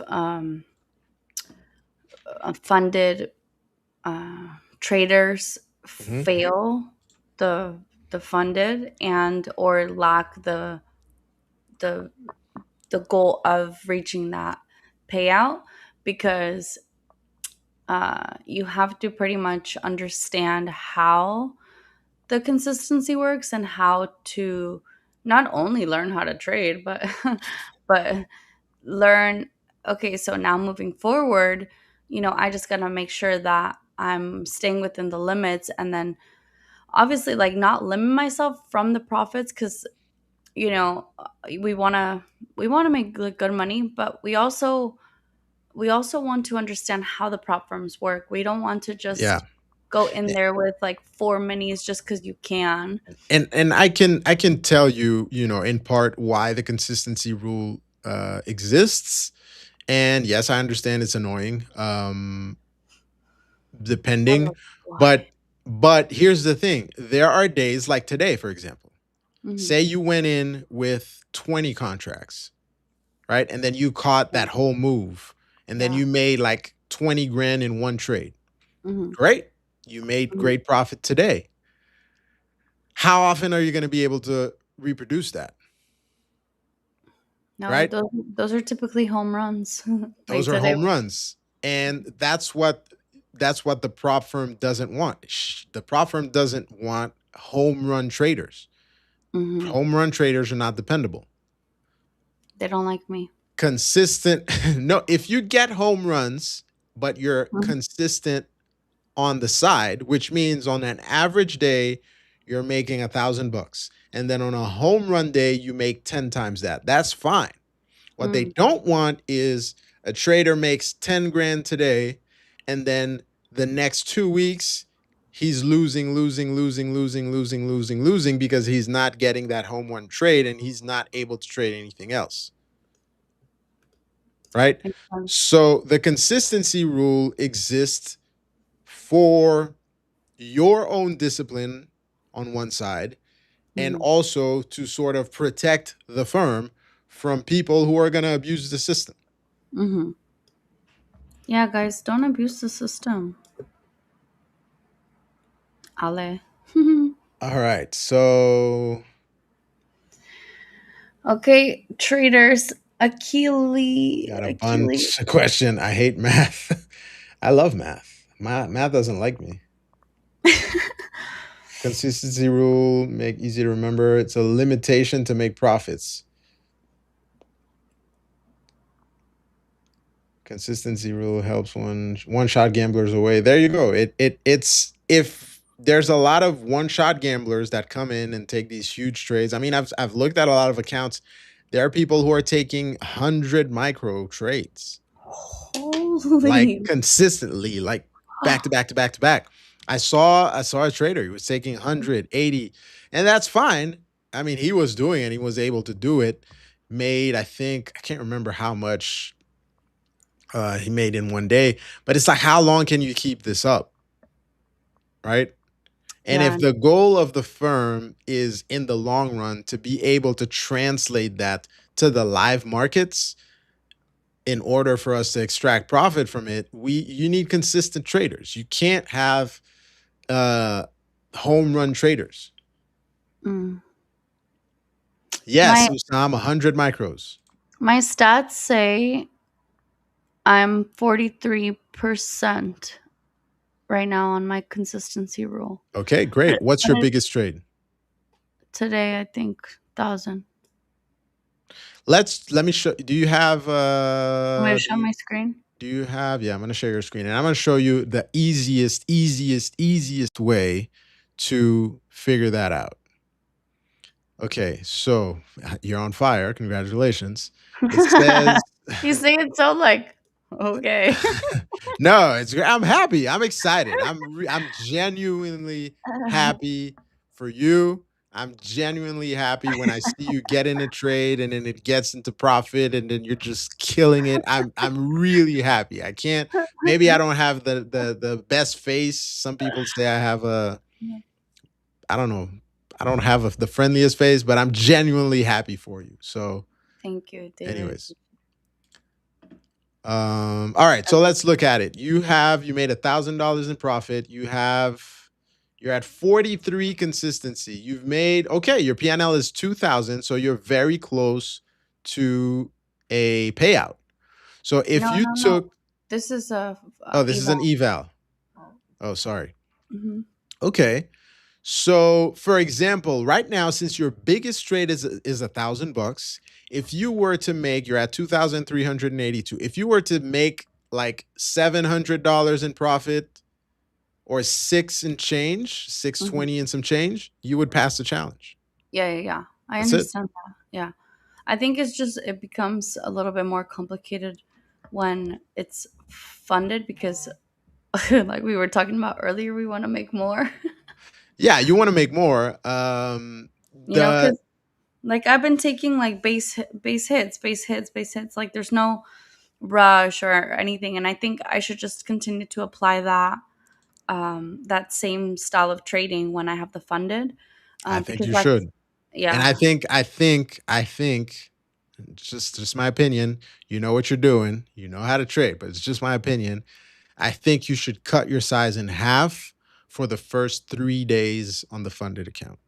I only do it with 3 micros. What I other half? think on the first 3 days, you can't do 1.5, so you could do either 1 or 2. I think on the first 3 days on the funded, you should cut your size in half and then gradually step it Yeah. back up. Just because I blew up a funded about a week and a half ago, Okay. and I'm not immune to it, and I was like, I'm annoyed. Let's just not full port, but let's just go bigger. I was Oh, doing, you know what, that thing I do where I'm like, let's just add, yeah. and then it didn't work out. Okay. Well, I'll have 3 funded accounts, maybe 4, and Nice. I would like to know if maybe I should copy 3 and then leave one as a high risk. Like somebody on the chat. Somebody in the chat mentioned that. You could do that. I would suggest you rotate them first. Mm-hmm. Like, get a bigger buffer before you start copying them. Yeah. Right? Instead of a $2,000 buffer, and you go in over the whole process of passing the eval and whatever, even though you pass evals like it's nothing. But instead of that, I would What about this one? rotate them first. This one says 102 consistency. Current PNL is 807. Yeah, we're cooked on this one. We're not cooked. You've taken, what is it? So you've taken you've taken 3 trades. Yeah. Wait, if you've taken 3 trades, why is your profit? Can you go up?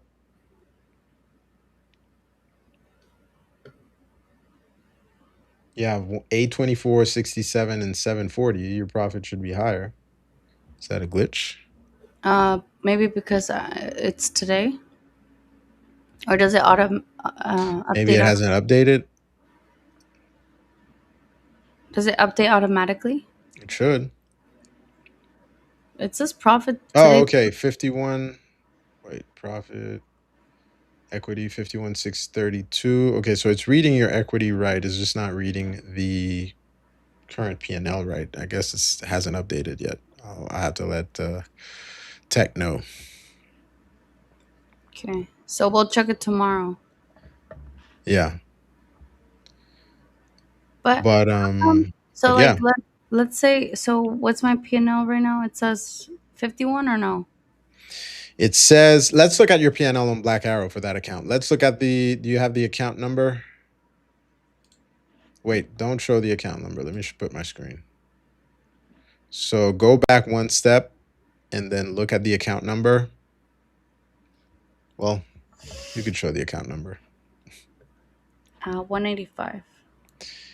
K-Riz is saying, you feel like the only one who trade minis? Hey, I mean, I've seen a few people trade minis. If you can trade minis, go ahead, trade that.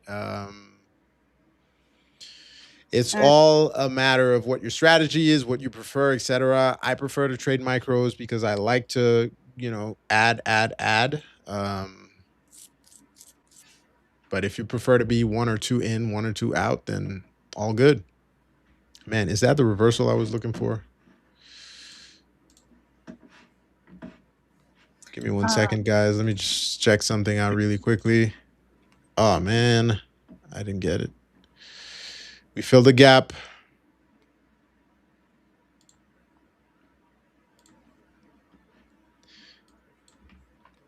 Is that one standard deviation below? Let me see. Look at that. That would have been so clean. Man, we did three steps down. So 1, 2, 3. That rarely happens. That would have been a nice one. So now target would be either here or VWAP. And if we don't get a strong recovery, I'm looking for a continuation downwards. There's two possibilities here. We get to VWAP, they reshort it, or even before VWAP around this area, we target this. But if it holds here for too long, then we could probably go and retest this pocket here. So we'll see. Anyways, I missed that. You took the long for me, Usam. Thank you, thank you, thank you. Let me give you some fireworks. Because I was here explaining consistency rules, et cetera, and totally missed the trades. Wait, did you already take a short today or no? I took a baby short while Victor was talking because it was a late entry. I took a short on NQ, but it was in and out. So as we were curling, so right here, as we were curling back down, I was like, all right, I'm gonna short the low. Think following continuation, risk this high, and then I was just following my my levels here, and then I took it out once we reached the 50%. So just 1-to-1 trade. So that was it for me. That was it. I didn't get that whole move. I think it's still, well, actually, I don't want to say anything. I could get into the long. You know what? Just for funsies. I was just gonna say that. Probably not the best idea, but just for funsies. Maybe to like 322. Oh, because you trade EMEA, so. No, I'm trading the NQ right now. Oh, you are? Okay. Yeah. Let's see. But we might see resistance. I don't know. We'll see. It's a late entry, not the best one, but I could target this. 10 minis. It's Nice. 806, by the way. You said what? It's 806. We're having too much fun. We're having too much fun. Alejandro's making too much profits. I'm missing too many trades. So I'm going to go offline to see if I can find something that makes sense. And my long is underwater here. Anyways. But yeah, it's been fun, guys. We'll be back tomorrow for more fun, more trading. Congrats to everybody who were able to catch some good moves. Today's been a monster day. Thank you. Remember to like, remember to subscribe, and we'll see you tomorrow. See you guys tomorrow, 6 a.m. Yes, indeed. Sharp.